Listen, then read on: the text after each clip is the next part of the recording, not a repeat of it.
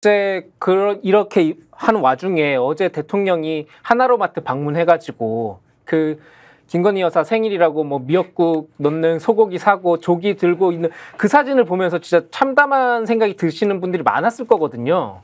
그러니까 지금 대통령 같은 경우에는 정말 모르는 건지 아니면 그냥 모르는 척 하는 건지.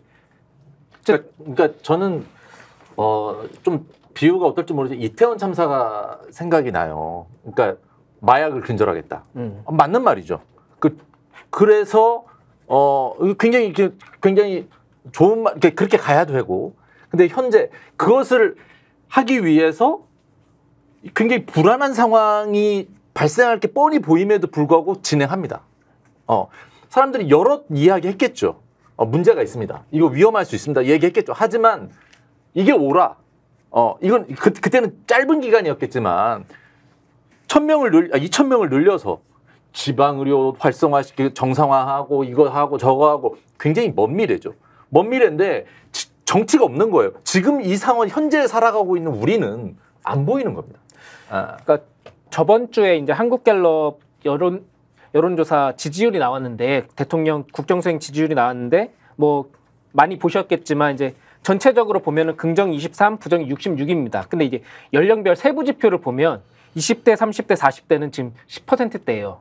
그리고 그나마 이제 이 지지율을 끌고 가는 게 이제 70대 이상이 50%를 지지를 해주기 때문에 이게 지지율이 23%라도 유지가 되는 건데 지금 아까 말씀하신 것처럼 고령이신 분들이 아무래도 병원에 계속 가시고 자기 생활에 맞닿으니까 옆에서 뭐 누구 친구가 뭐 정말로 뺑뺑이를 고생을 했다 뭐 진짜로 큰일을 당하셨다 뭐 이런 얘기를 계속 듣고 있으면 이제 70대 이상에서도 흔들릴 수밖에 없거든요. 그리고 추석 연휴 때 뭐 진짜 응급실 대란이 나서 그러면 이제 그 이후에 나오는 뭐 추석 밥상이라는 얘기가 또 있고 뭐 그 다음에 나오는 이제 지지율이 얼마냐에 따라서 이제 윤 대통령의 그 정권이 어떻게 유지될 수 있느냐 이 바로미터가 될 것 같거든요.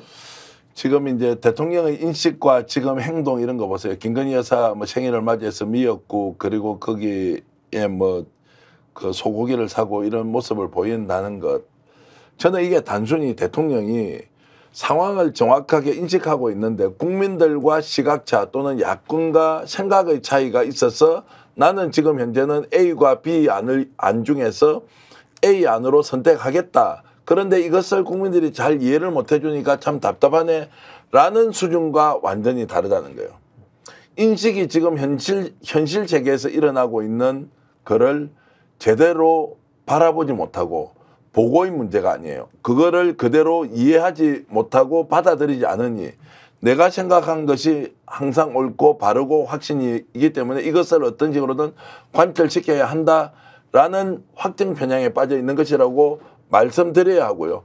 그 상황을 우리가 이해하지 않으면 지금 설명이 안 되는 겁니다. 대통령이 지금 하고 있는 일련의 행동이 정상적인 국정행위에서 우리가 일반적으로 이해하는 생각의 차이로서 나오는 게 아니라 아주 특이한 지금까지 보지 못했던 방식으로 계속 드러나고 있기 때문에 앞으로 어떤 일이 일어날지 아무도 알 수 없다. 70대의 지지율이 떨어지더라도 대통령은 흔들리지 않을 것이다. 최근에 제가 만났던 누가 봐도 알 수 있는 유명 인사가 이런 말씀을 했습니다. 총선 때 결국 200석을 만들어주지 못한 것을 그 200석을 야권이 만들지 못함으로써 생긴 모든 그 악 영향은 지금 다 보고 있다. 200석을 만들어주지 않았기 때문에 결국 모든 예상됐던 문제점을 다 국민들이 안고 갈 수밖에 없고 국민들의 책임이 되고 있다. 그럼 뭐냐? 200석을 만들지 못했던 국민들이 당연히 그런 결과를 지금 직접 어떤 형태로든 맡고 있다. 그러면 지금 대책이 뭡니까? 라고 질문하니까 대책은 없다. 지금은 해법이 없다. 200석이 아니기 때문에 해법이 없다. 이것도 엄연한 우리가 맞이해야 되는 현실이다.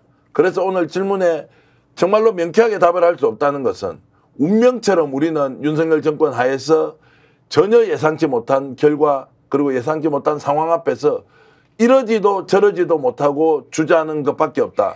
주저하고 있다. 그런 상황에서 내가 할 수 있는 것은 이 사실을 여러분들께 알리고 공감할 수밖에 없는 공감을 하는 것이 유일하게 할 일이라는 게 답답하지만 그래도 이 말씀은 중단할 수 없다. 이렇게 결론을 내겠습니다.